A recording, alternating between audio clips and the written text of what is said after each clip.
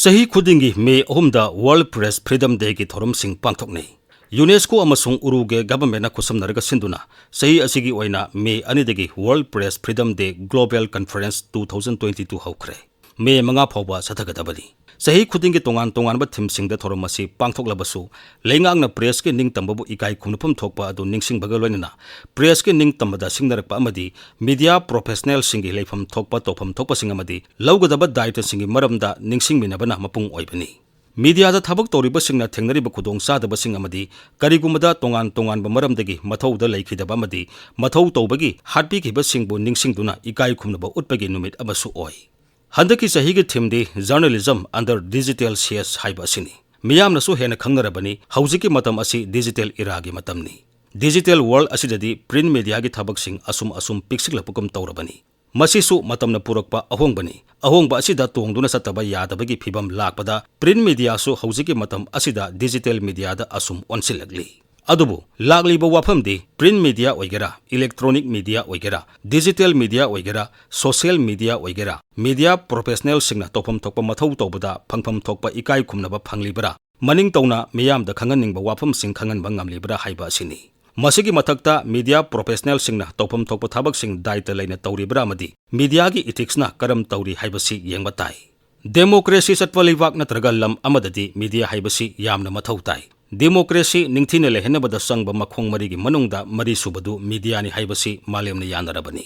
Lam amada thokliba thodok wathok sing leingakna lokhurba thabak sing tawningba thabak sing miyamda khanganbagi mathakta miyamgi apama sing leingakta khanganbagi thabaksu media na tawbani.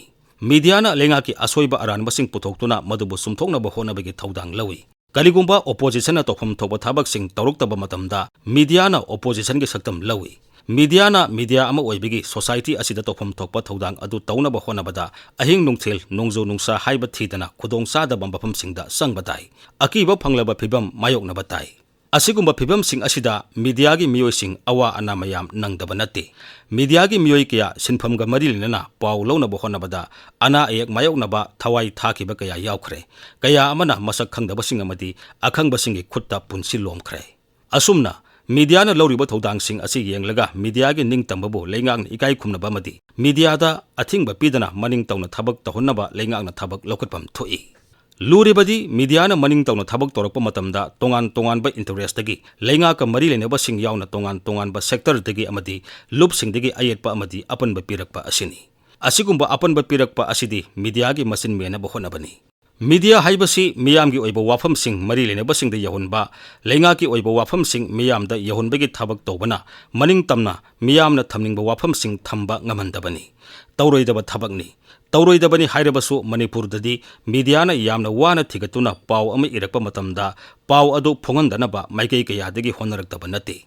Kariguma matamda sakti leibasingna kari interest iribano kari interest phonglibano haina yamna nungai handaba mawongi wafam sing media da thamlaktaba nate. Adunadi media gi maning tamba haibasida hek singnaba yawraktaba nate. Singnarakpa asina media na maning tawna tofam thokpa sing tawbada hek khudong sadaba phibam sing thoklei. Masi afaba nate. Fatabadi maikai khudingmaktagi tawroidabani. Media khakta natana tongan ba sinpam singda thabak tawriba miyoi singi ethics haibasi yamna maru oibani. Ethics haibasida responsibility amadi professionalism su adumak yawrabani. Media haibasi mathakta panikibagumna society asida leiriba tongan ba section singi miyoi singda paw yahunbani. Miyamgi mot sing miyamda amuk share tawbani. Asiguma thabak asida responsibility haibadu karimata leitana tofam thokpa duty ni haiduna pangtawda tawrabadi society asi kangkhong saiba phibam oirakadoribani. Asumbani haiduna su kangluk maselgi marakta irang tholakpa yaba wafam sing lakpa matamda social responsibility khangna thabak tawba tai. Miyamda paw piribani haiduna kanagumba amagi private life ta solakpa yaba phibam su tahanba yaba nate. Swaidani ethics ki wafam laglibasi.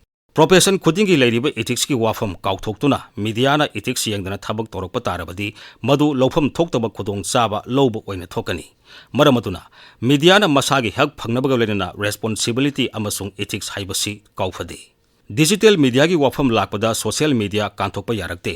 Yamna lusilaglibasi digital world gi era asidadi social media gi sakti yamna lei. Minna kopada malemgi mafam sinba thongna karigumba ama sandokpa yaraba matamsida regulate tawdaba social media da thagalakpa mathong huktaba wafam singna malem asida ne na ta taba phibam thoan bangami. मरम असिना world press freedom day की थोरमसिंग पांगथोकपा मतमदा मीडियाबु इकाई खुमनगदबसिंगना इकाई खुमनबगा लोइनना मनिंग तंबा प्रेसना मनिंग तंबदा रेस्पॉन्सिबिलिटी प्रोफेशनलिज्म खंगबगा लोइनना ethics ngang na thabak tawnaba maikayda mai onsinba tai